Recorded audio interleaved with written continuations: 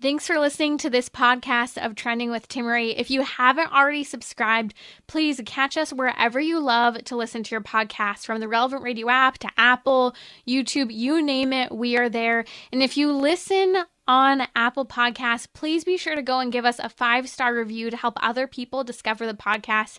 Anything you share in terms of episodes, whether it's texting it to a friend, posting on social media, helps to build up the kingdom for God, to help confront the challenging issues we face as a culture, but with joy, with hope, and with an eternal perspective where our faith collides with everyday life, bringing eternal principles to help us live our life joyfully. So, what's trending? Bridging your Catholic faith with your everyday life. You're listening to Trending with Timmerie on Relevant Radio. Welcome to our weekly Gentleman's Hour today on Trending. Joining me in just a moment will be Jim O'Day, and we're going to dive into some important topics, everything from career to the struggle that so many people have today, and that is pornography. Let's be true, let's be real. It's a real challenge for many people. We'll talk about how to quit looking at pornography, because indeed it is possible. Also, I've been fascinated by this trend of the decline of men in the workplace. Why is this happening? I was listening to a Wall Street Journal podcast this week, and there was an economist on there by the name of Dr. Eberstadt. He wrote the book about men exiting the workforce.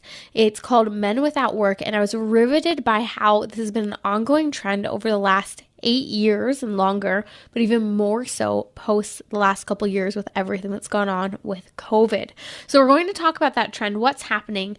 Is it despair? Is it disinterest? Is it retiring early? We'll unpack a little bit of that, as well as talking about finding your calling, not your job. Isn't that an interesting topic? I was just at dinner with some people, and I was mentioning this topic, and everyone at the table, not myself, because I really am blessed. I do believe I found my calling, first and foremost, as a wife and a mother, and secondarily, as God calls me in this work here of evangelization.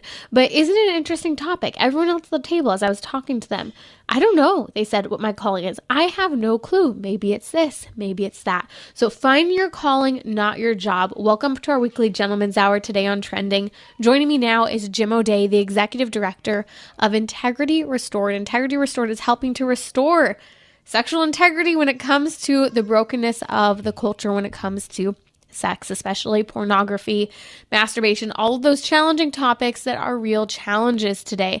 Jim O'Day, again, is the Executive Director of Integrity Restored. He's had quite a robust career in Homeland Security, defense, sales, and is in the nonprofit world working on the security and defense of our hearts, minds, and souls in the face of serious addictions centering around sexual addiction and pornography. Jim, welcome back to Trending. Timmerie, so glad to be here. Thanks for having me.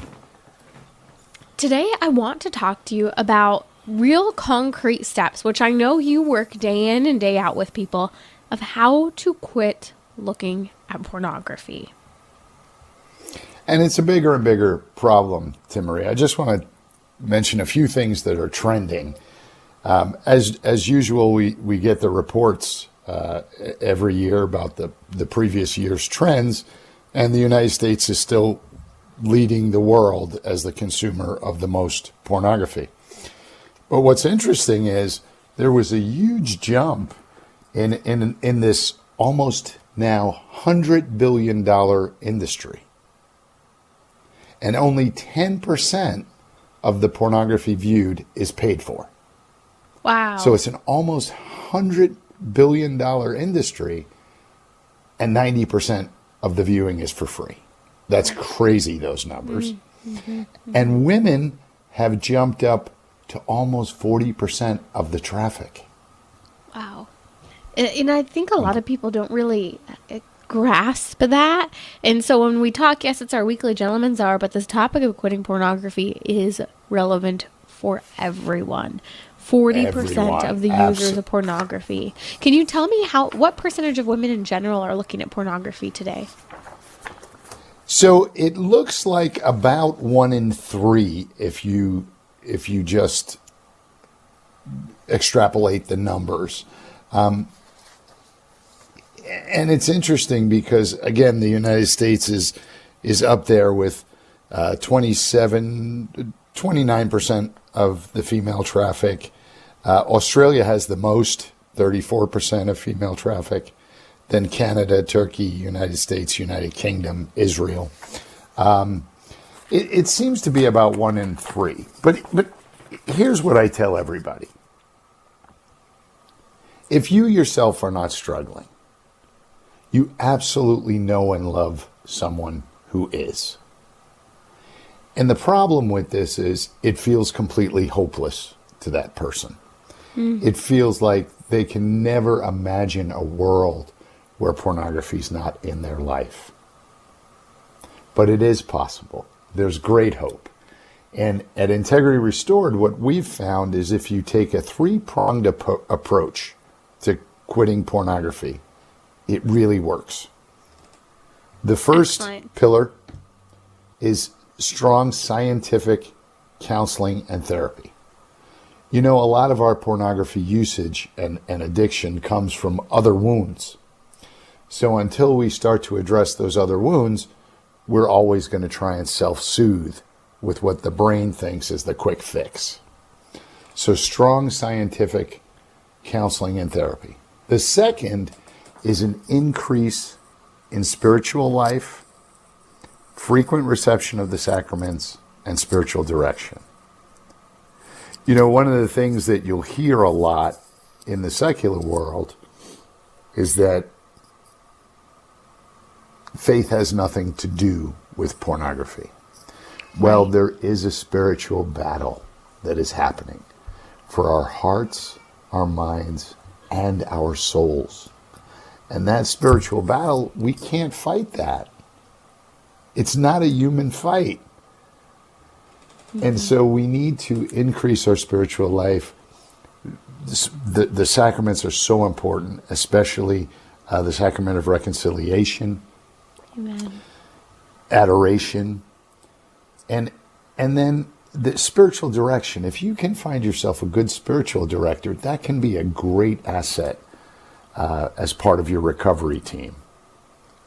And then And I do have a question on this in a little bit. I want to come back to it, but let's hear this 3rd-prong approach to quitting pornography.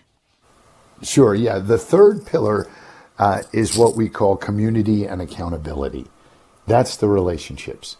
Here's the truth. Whatever we are struggling in our life, whatever area of sinfulness, we can't do it alone. God built us to be community people. And so in order to recover, we need to surround ourselves with relationships and a community that's going to hold us accountable to that recovery, that's going to support us through the ups and downs of that recovery, because nobody's recovery from pornography addiction or alcoholism or narcotics or whatever, gambling addiction, nobody's is a straight line, Timmery. It's a lot of twists and turns, but the good news is you can get there, and we've seen it with thousands and thousands of people here at Integrity Restored. Isn't it true that pornography use is often a very isolating event that is a part of a disconnect when it comes to relationships? And so that return to a community, that need for accountability, I think is helping to heal that wound of what's happening in the heart of the pornography use to begin with. Yeah, there's no question. In fact, Pillar 2, the spiritual life, and Pillar 3 are all about that, breaking that isolation. Because as we go deeper and deeper into our pornography addictions, we tend to, as human beings, isolate more and more from everything else in our life. Our in real life relationships, our interpersonal relationships, and our relationship with God. Because the addict absolutely believes it's a vicious cycle, that they've prayed, they've asked for God to take this away, and nothing's happened. So even God can't help them. So that relationship fractures. I want to come to the religious aspect and this 3-pronged three-prong approach to quitting porn, which I'll quickly summarize. Number one, strong scientific therapy and counseling. Two, increase in spiritual life, frequent reception of the sacraments, going to reconciliation, receiving communion, going to adoration, and then finding a spiritual director. And then third is accountability, those relationships and community to support you through that growth, that transition, and that detox from porn. With regard to the spiritual dimension, Jim, one of the challenges I've found many people of faith experience with a pornography addiction is that sometimes they take it to the confessional. They confess the sin or they talk to a priest about it, and the priest tells them there's nothing wrong with looking at pornography. I've heard things like this. I've also heard people, who have gone to confession who have said, they engaged in intimacy outside of marriage, and the person says, well, are you married? And the person says no. And they say, well, is the person you were with married? And the person says no. Well, then you didn't, violate the sixth commandment. And it's like, hand and face. There's brokenness even amongst our priests sometimes that leads to improper formation and counseling at times. And so I know a lot of people have at times been turned away from this dimension. What are your thoughts? There is no question, which is why we at Integrity Restored developed something called our Clergy Training Intensive. We're actually holding one in October 3rd to 5th, just outside Philadelphia. And it's a 3-day intensive training because there's a couple things going on. Seminaries, this is not part of the curriculum. So when our priests are being trained to be a priest, they're not really learning about this. Mm. And then they're stuck in the confessional. And you have kind of 3 different types of priests in the confessional. You have the priest, like you mentioned, that says, well, that's not really that much of a big deal. You didn't kill anybody. And then you have the priests that say, oh, I understand that's a sin. I'm so glad you're here. Thanks for confessing it. But just say 3 Hail Marys and don't do it again. That doesn't work either. And then you have the third type of priest, and that's the priest that has somehow gotten some formation in this area to really understand sexual addiction, pornography addiction. And they'll give really solid advice in the confessional, like, here's your penance, but if you want to get beyond this, call my office. I'm happy to recommend a therapist. Or I'd love to, if you're open, see you for a broader discussion on why this is such a big part of your life. Or here's a local group that I know you can go to. Those priests are few and far between because they just haven't had the training. But that's what we need.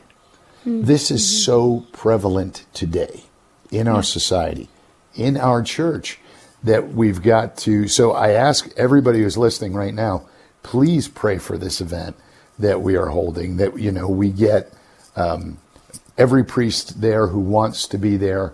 And so far, we've gotten 250 priests trained throughout the U.S. Fantastic. But that's a drop in the bucket. How sad, right? Absolutely. That's Jim O'Day, the executive director of Integrity Restored, talking about quitting a pornography addiction and the important need to train our priests and making sure they know how to help in guiding through the brokenness of a pornography addiction. Again, that priest training is coming up. If you can send me a link, we'll post it on social media, Jim, as well as in the podcast notes, and pray for our clergy with this training coming up. But Jim, as you talk about this 3-prong approach to quitting pornography, I think that sometimes it's easy for someone to want to leave out one dimension. They might want to leave out the therapy and the counseling because for many people, the idea of counseling or therapy has a stigma. I think especially for people, it's interesting. I hear a lot of people in the millennial generation down who everyone's like, I go to therapy. They're fine with sharing it publicly. But I think as you get into the other generations, it's a stigma. It's not something that is easily shared in that same way. And so someone might want to do away with that strong scientific therapy and counseling. Why is it so necessary? Could you drill down on that just a little bit more? Oh, absolutely, Timmery. So what happens with a pornography addiction? In most cases, pornography addiction is rooted in some other wound or trauma that we are trying to self-soothe, trying to make ourselves feel better about. You know, at Integrity Restored, we talk about the BLASTD effect, BLASTD. Bored, lonely, anxious, stressed, tired, and depressed. Those are the biggest triggers in most people's life for pornography usage. And those are the times when they're trying to resist that they fall most often. Here's the problem. As human beings, we're going to be one of those things many, many times. Sometimes many times a day, many times a week. And so if we haven't got to the root of that wound, that trauma, it's going to be really hard to have the toolbox of things to fight that temptation. Your brain tells you it's so much easier to give in. Just give me that hit of dopamine and all will be better. What the brain doesn't tell you is that, yes, pornography and masturbation will do that, but the crash will be even worse. And then you get into increased depression, increased isolation, anger, dissatisfaction with life, dissatisfaction with your family, your wife, your job. Nothing makes you happy anymore because you're in this constant state of dopamine crash. And so that's why it's so important to speak to a professional. The other thing I would like to offer is that we created a really nice Kickstart program, Timmery. It's called the Integrity Circle Coaching Program. And if your listeners go to integritycirclecoaching.com, they'll find a program that gives them 26 weeks of material, or 26 sessions. They could do it as fast as they want.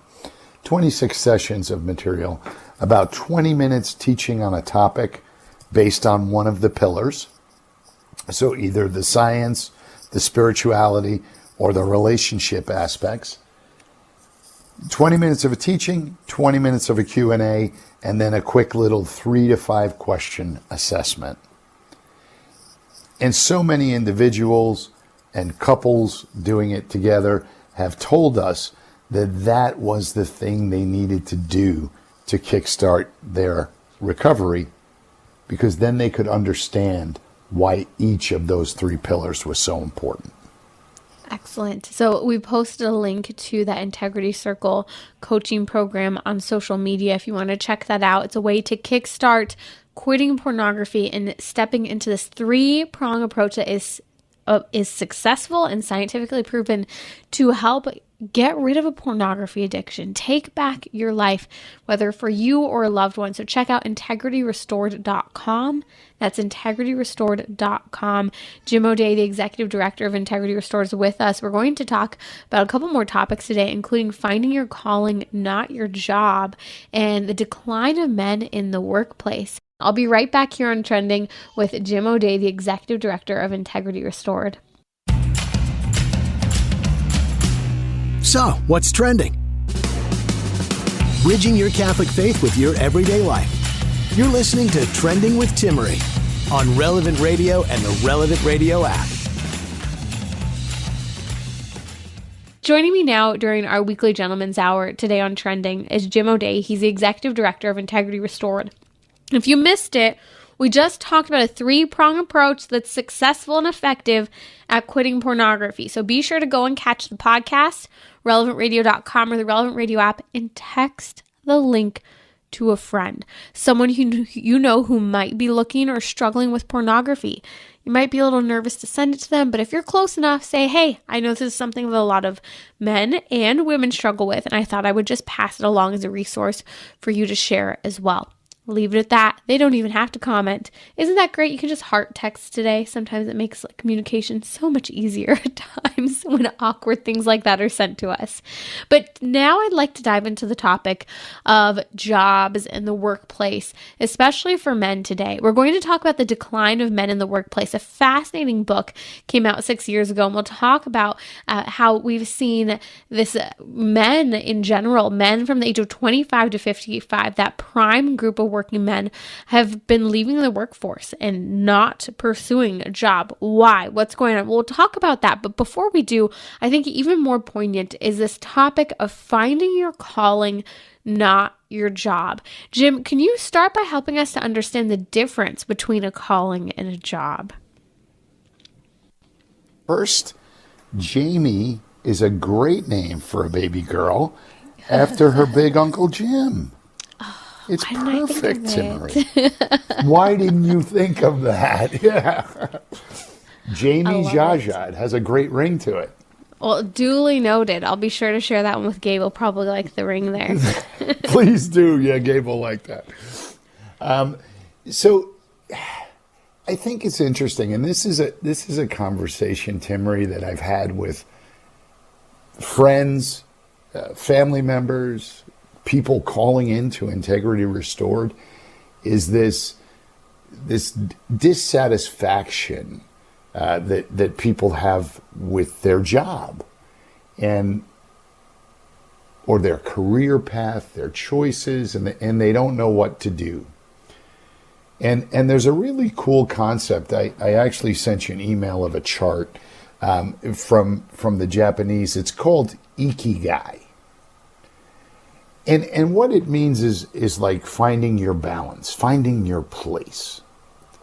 And I think that's what we sometimes miss.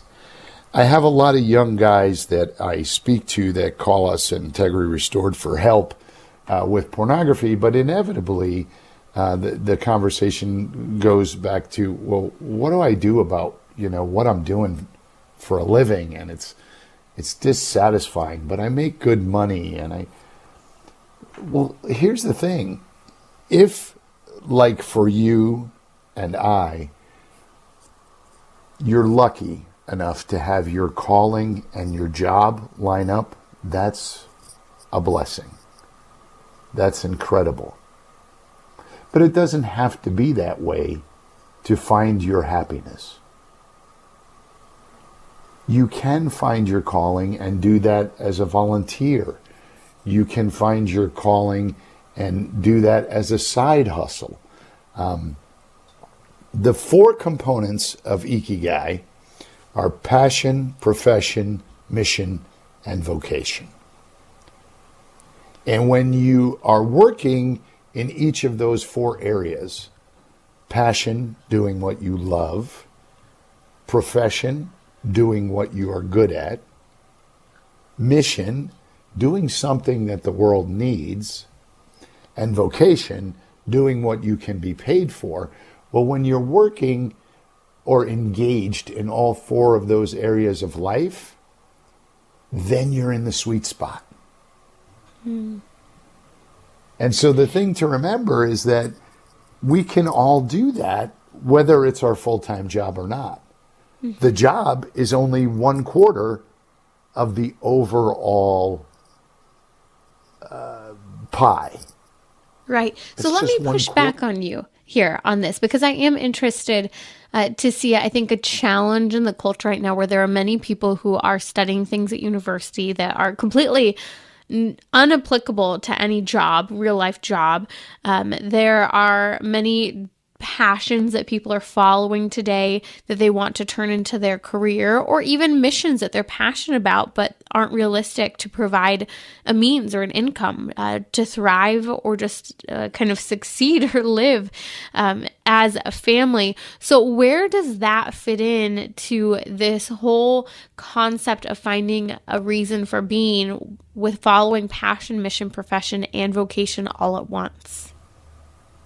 And that is a great question. And what ends up happening, in my opinion, particularly in today's culture, we end up out of balance because somehow we believe the lie that we'll just do what you love.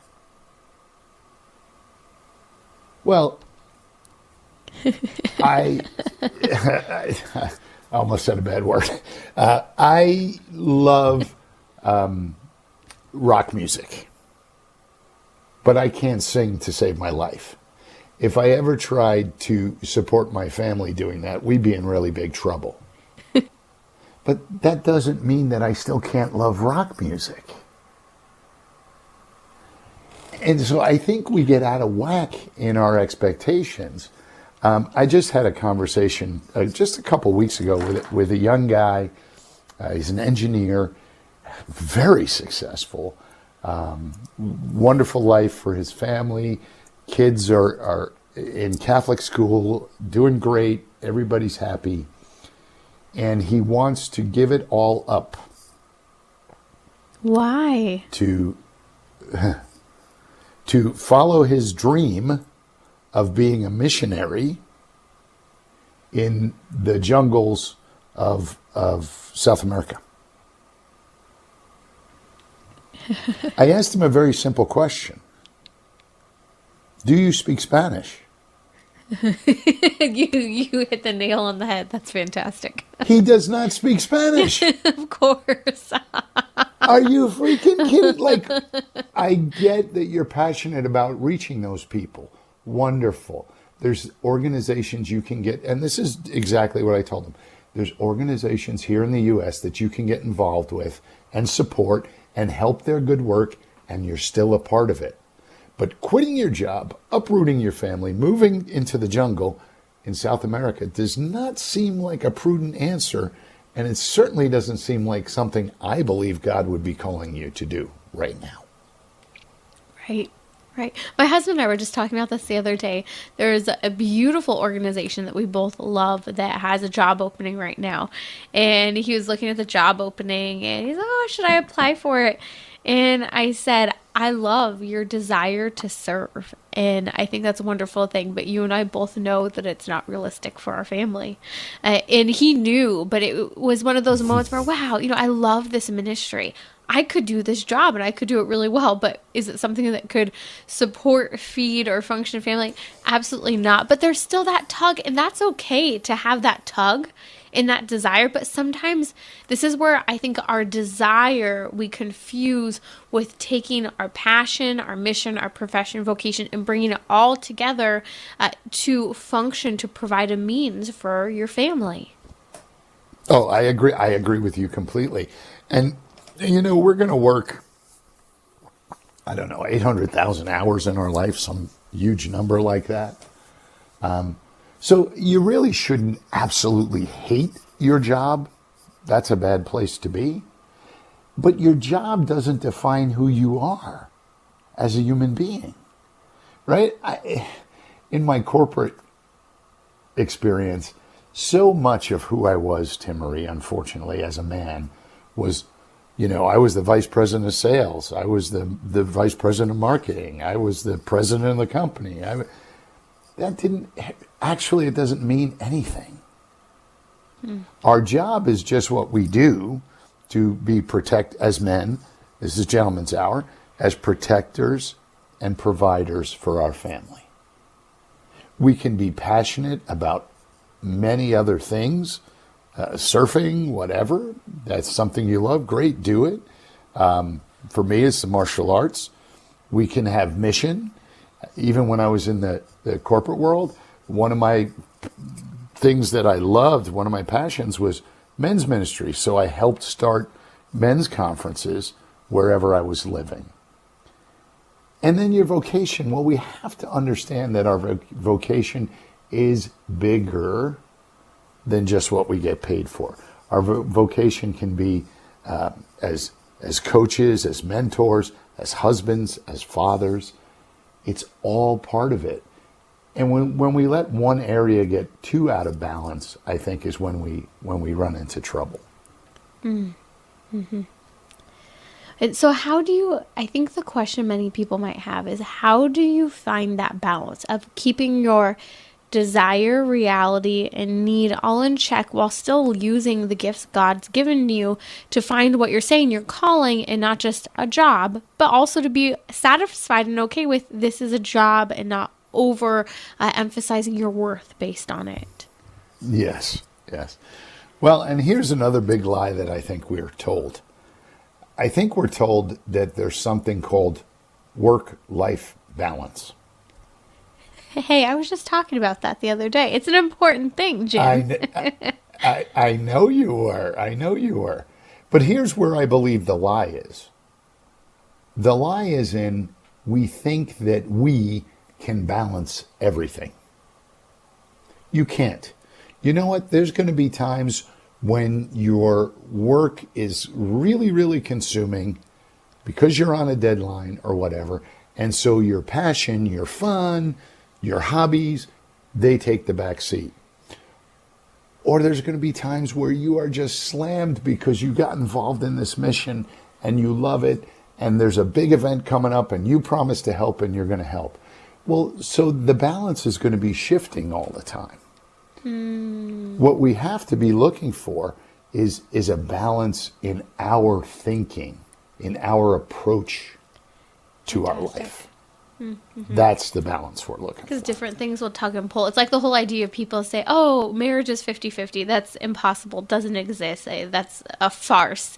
Anyone who thinks that. If marriage is not 100-100, it doesn't work. Right. But then you look at your career, that work-life balance. I like what you're saying because the reality is that different things are going to pull you. There are seasons, I especially seen with my husband's job, where workload's a little nicer. He can get home at a more decent time. And then all of a sudden there's a week or two where it's not fun necessarily, and the time frame is not the best, or stress is higher, stress is lower.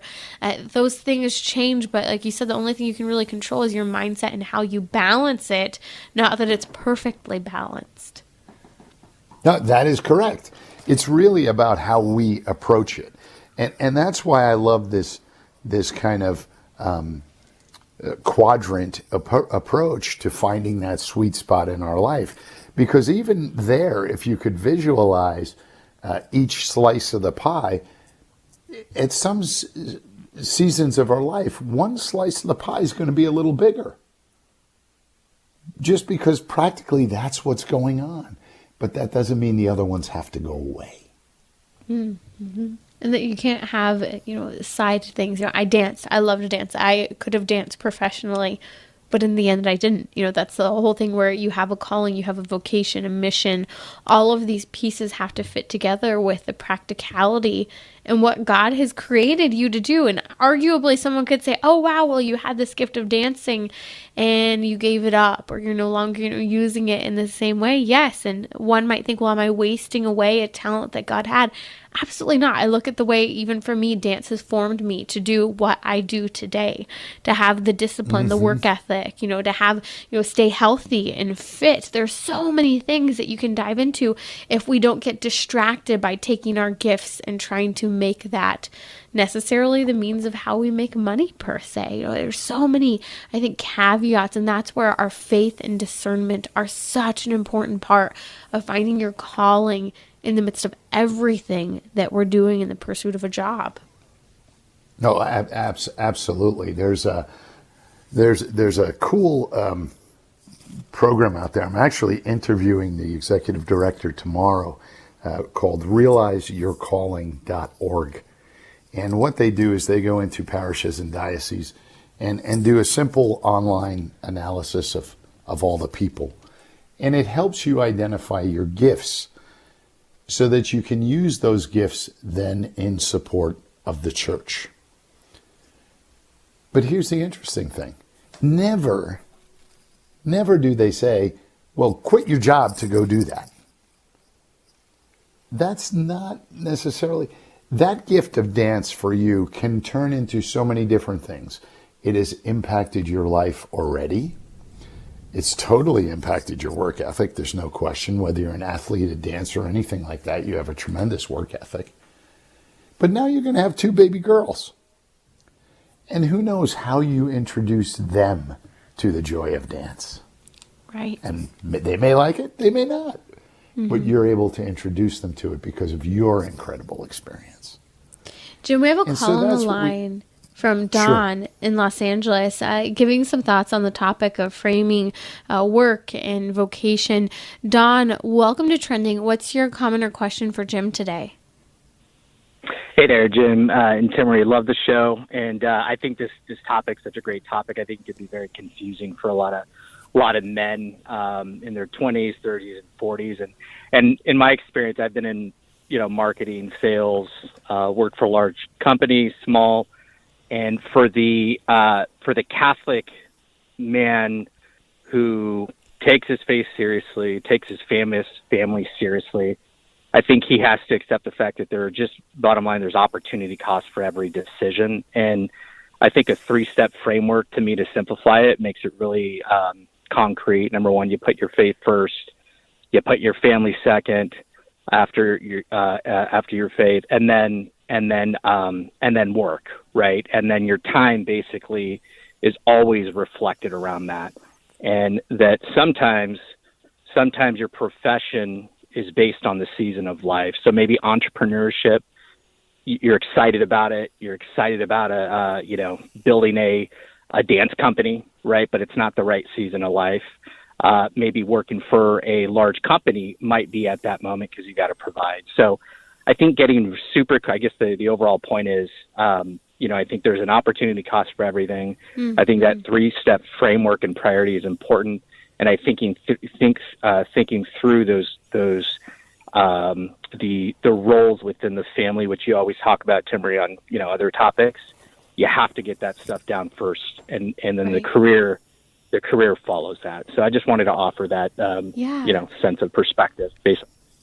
Thank you, Don. Thank you, Jim. What are your thoughts on that framework of to contextualize things? Every career, as you said, will have an opportunity cost. And you have to put faith first, then family and work. I think, Don, that's awesome advice. When we do that, it kind of starts to make our decision making a little easier. If we put God first, then our wife, then our kids, then our career, everything's in its proper place. And so when you start to make decisions based upon that hierarchy, number one, I think you make better decisions. And number two, I think it's easier to make decisions. But remembering, like you said, Don, everything for a season. Mm-hmm. If now is not the time for you to start that dance company because you couldn't afford to take care of your family, well, don't let go of the dream. Do the work today to make that possible tomorrow. Yes, absolutely. And that's the other thing about, about job and calling. Jim, we have a call from Bruce in Arlington, Virginia. He said, here's an interesting question. Bruce, what's your question? Hi, Timmerie. I do some counseling myself with young people, and especially the young ladies. I always ask them, if you could only have one choice, a successful marriage or a successful job, which one would you choose? And that gives them pause. And I want both. I said, well, what would be more important to you? And they always choose marriage. And I think that's important vis-a-vis careers for ladies who are married, to keep that in perspective. And happy marriage trumps a happy, quote, job. That is a happy life.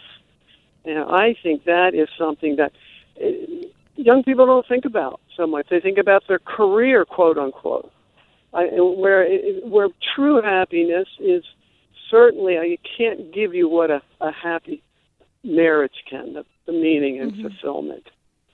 Bruce, I think that's a keen insight, especially for women. And I know people argue that's sexist, but it's true. What's more important, a successful marriage or a successful job? And the reality is that women are atrophying today, being pulled in every direction because they're trying to have both. And as women, as our vocation and gifts, it's just not possible. But Jim, quickly, I would like your thought or two in applying this thought toward men. Do you think that's a question that men should be asking? What would you rather have, a successful marriage or a successful job? I think that is an absolute question that men should ask. And I'll just share a personal story. I won't tell you the company, but I got offered a really big job a number of years ago. Really big, kind of life-changing type of job. And I was interviewing with the executive vice president, and we became pretty friendly. And he said to me, Jim, here, they were offering me the job. And he took me out to lunch and he said, look, before we go too far down this path, I just want to tell you something. Everybody that comes to work for this company, almost 100% of the men get divorced. Wow. For a lot of reasons. We have a lot of money. We play really hard. We have a lot of young women who work in this company that know if you hook into an executive, you're going to have a lot of fun. Are you okay with that? I turned down the job. Good for you. Good man. Now, he was brave to say it. Yeah. But that's the thing that guys have to say. Is my career more important than my marriage? Well, if you're answering yes, then there's a whole lot of other conversations that have to happen. Right.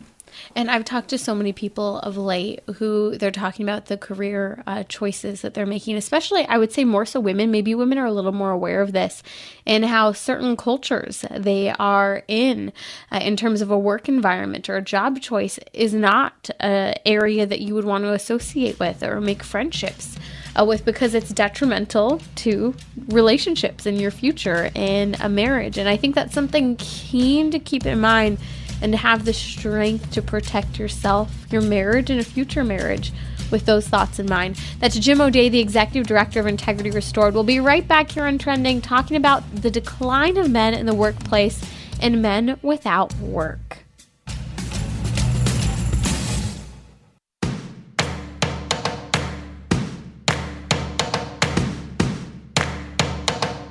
We're talking about what you're thinking about. You're listening to Trending with Timmery on Relevant Radio and the Relevant Radio app. Joining us now is Jim O'Day, the Executive Director of Integrity Restored. You can find integrityrestored.com, especially to find that approach of how to quit looking at pornography. We posted links and talked about that earlier on the show. And in fact, we actually had a question come in from Joseph from Wisconsin on the topic of pornography. Joseph, welcome to Trending. What's your question or comment for Jim today? My comment is I'd like to listen to public radio, and 10 years ago, NPR had a retired FBI man on, and he said before the Internet, we just about had hard pornography wiped out in this country. We made sure that there were very few places selling it, and these places would be in out-of-the-way locations, crumbling old buildings, and frankly, all the stuff on the Internet, it scares me with young people because it's more or less they get in trouble with out of curiosity, I think. And I think that FBI agent was right. If I wanted a paper copy of Playboy right now, I think I'd have to drive 75 miles. Interesting. Yeah, Joseph, it's a keen insight. Jim, what are your thoughts on that fact that, people argue that without the Internet, we wouldn't have pornography the way we do today? Oh, there's no question. It's the absolute truth. That FBI agent was absolutely right. The explosion of the Internet fueled the explosive rates of pornography addiction. And your caller was absolutely right as well to be concerned for our kids. The average age of first exposure in the United States to hardcore, violent pornography is now 8, 9, or 10, depending on what study you cite, but certainly way too young. And he was also right that kids are curious, and their curiosity does get them into trouble. the fastest growing child sexual abuse is now child-on-child sexual abuse. And that's as reported by emergency rooms across the country. Because they're seeing stuff and then they're copying it. And it's all because of the advent of the internet. And we as parents and grandparents and aunts and uncles and coaches and friends and neighbors need to be really paying attention and helping families protect their children from this scourge. Amen. Amen. We have a responsibility to help protect children from the dangers of the internet, the great tool, but the true dangers. That's where I propose programs such as IntegrityRestored.com, getting that filtration software, Covenant Eyes to help put blockers on devices from looking at pornography, but also ScreenStrong.com. Again, ScreenStrong.com. Melanie Hempy's a good friend here of Relevant Radio who we have on regularly. And what I would say is check that out because it's a way to help detox from your home, the use of phones in media that is putting your children at risk. And we can't be naive. Like Jim said, the early exposure is happening at 8 years old. That's the norm today. Jim, in our last minutes today together, I'd like to talk about this idea of men without work and the decline of men in the workplace. I was listening to a podcast from the Wall Street Journal interviewing Dr. Eberstadt, who wrote the book Men Without Work about 6 years ago. It's about to be republished and renewed with all of the updated data, talking about how essentially we have a growing number of men in the ages of 25 to 55, our prime working age, that aren't working. I even heard economist Dr. Eberstadt cite a statistic so high that in many cases, for every one prime age man working, there are 4 who are not. What are your thoughts? Well, I listened to and then read the transcript of that when you sent it to me, and I was shocked, to be honest with you. How frightening for us as a society, as a country, that just statistically speaking, that's where we are. But then when you think of the individuals, these guys are at home, nothing but screen time. They're probably all addicted to pornography. The opioid crisis is growing like crazy in this country, and many of these guys, according to that study, were using pain-relieving drugs. Yes. And there's just, somehow a sense of despair that's permeating this huge swath of our society. This group of men that we used to be able to rely on, that demographic for doing the hard work and building the economy and growing their families. And well, now they're just stuck like hermits in a dark hole. And it was very frightening to me, Timmerie. It's frightening. It was alarming to me. Again, 4 men in ages between 25 and 55 who are not working and not pursuing work for every one prime age men in that age range. A glimmer of hope, how do we change it? This is why we need faith, right? This is why we need that challenge, that higher calling. St. Paul's words, if people will not work, they should not eat. The fact that a lot of these people are sitting in front of screens are what the statistics say when they report, what are you doing? I'm in front of a screen. We need to take back this culture of addiction and despair for God. It's a topic we'll have to unpack more here on Trending, but I did think it was worth mentioning to just start opening our eyes to those challenges circling around the topic of work and the challenges facing families today, but the hope that is present in our Lord Jesus Christ. That's been Jim O'Day from Integrity Restored. Find them at integrityrestored.com. Again, integrityrestored.com.